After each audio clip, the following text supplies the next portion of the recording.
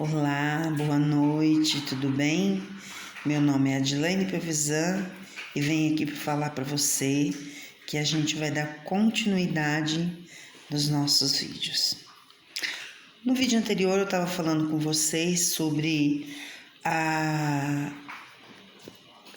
o desenvolvimento, da minha família, onde quando criança, nós tínhamos a escassez e nós tínhamos que sair fazendo porta a porta para poder estar vendendo os utensílios e trocando a troco de alimentos para a gente poder se alimentar, né? Não tô vindo aqui para falar mal do meu pai de jeito nenhum.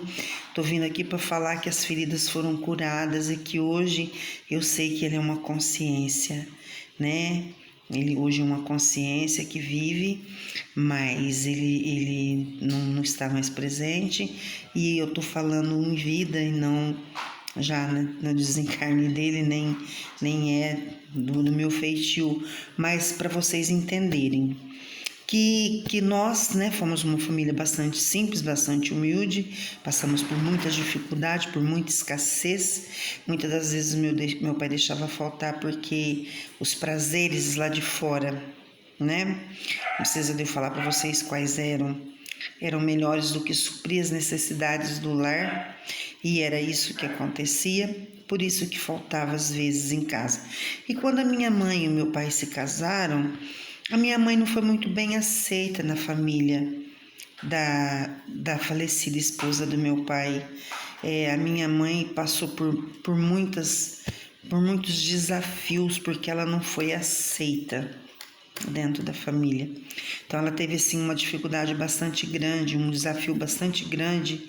E minha mãe, ela sempre foi uma mulher, hoje eu entendo, hoje, com todo o conhecimento que eu tenho buscado, é que eu estou destrinchando e entendendo que a minha mãe era uma pessoa muito fechada, e ela era do jeito que ela era porque a minha mãe sentia rejeição, tá? E essa rejeição que a minha mãe sentia, ela sentia por parte da família da ex-esposa, da falecida esposa, e também ela tinha uma rejeição grande dentro de casa com o pai dela. Tanto que quando meu avô morreu, a minha mãe e o meu avô não conversavam. Eu lembro que a gente era adolescente. Quando chegou a notícia, ela estava lavando roupas, ela continuou e pediu para que eu e uma das minhas irmãs fôssemos ao velório do meu avô. Ela não foi. Ela disse que não precisava, não tinha necessidade, porque eles já não conversavam fazia anos. Para quê? E meu avô, ele foi um homem muito rude, muito bravo, tanto que ele faleceu. Os netos, por parte da minha mãe, ele só conhecia a mim porque eu pareço muito com a minha mãe. Então ele sabia e lembrava porque eu sou muito parecida com a minha mãe, mas os outros ele nem conheceu, os netos, Mas tá tudo bem, tá tudo certo. Ele também ofereceu o que ele tinha para oferecer para ela, para nós, para minha avó. E o procedimento familiar em relação a tudo isso é muito grande. E quando a gente começa a fazer a busca para a gente poder querer curar as nossas dores, é que a gente começa a fazer um mapa da nossa vida, a gente começa a entender muitas coisas e a entender o porquê de tanta escassez, de tanta coisa que a gente passa, de tanta amargura, de tanto ressentimento, de tanto sofrimento, porque a nossa vida, ela se dá por repetições, tá? A nossa vida, ela se repete, por isso que nós temos que aprender a lidar com ela e ressignificar a nossa vida.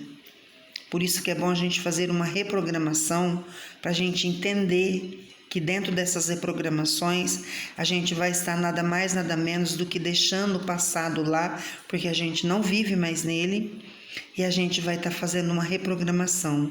Eu não posso mudar o passado, mas eu posso escrever uma nova história daqui para frente. Então eu posso não aceitar mais viver a mesmice daquilo que já foi vivido. E eu vou falar para vocês que isso é verdade, que a vida é feita de repetições, porque quando eu me casei, Quando a minha mãe, ela tinha um hábito quando ela cozinhava, ela pendurava as conchas escumadeiras na haste, hoje é vidro que tampa o fogão, antes não era. A minha mãe pendurava porque tinha uma orelhinha, né, na espumadeira e na concha, então ela terminava de fazer o jantar, o almoço, ela pendurava ali.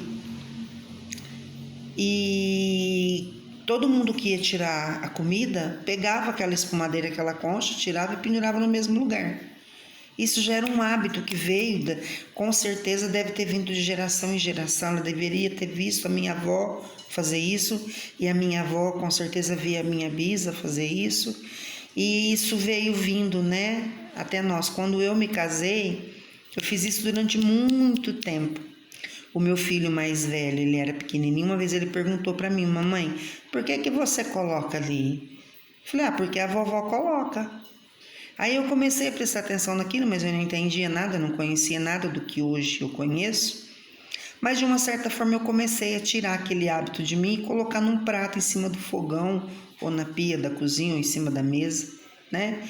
E assim eu perdi o hábito, mas eu tive esse hábito durante muitos anos, assim que eu me casei. E a nossa vida ela é feita de repetições, por isso a gente repete as histórias. E a gente repete as histórias de traição, e a gente repete as histórias de sofrimento, e a gente repete as histórias de aceitar muita coisa para a gente poder viver, que a gente casa e a gente tem que viver. E assim muitas pessoas viveram e vivem até hoje os seus casamentos, às vezes até um relacionamento tóxico, por conta de padrões. Hoje não existe mais. As pessoas se libertaram disso. Mas até um tempo atrás, ainda tinham pessoas, meninas, moças, mulheres que falavam de casar e viver a vida igualzinho a mãe viveu.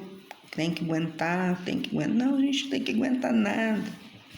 A gente tem que ressignificar a nossa vida e ser feliz, né? E então, vivendo toda aquela escassez, aquela vida de escassez, aquela vida humilde, aquela vida simples, sempre foi uma vida muito difícil. Quando nós fomos para a escola, era muita criança estudando, não tinha dinheiro para comprar material para todo mundo. Ou talvez o dinheiro era até usado lá fora, né? A gente não sabe, não vamos julgar, não estamos aqui para isso. Nem é para isso que eu vim, mas é só para você entender que a vida da gente não é diferente da vida de ninguém. E que muitas famílias ainda passam por isso hoje, não é verdade?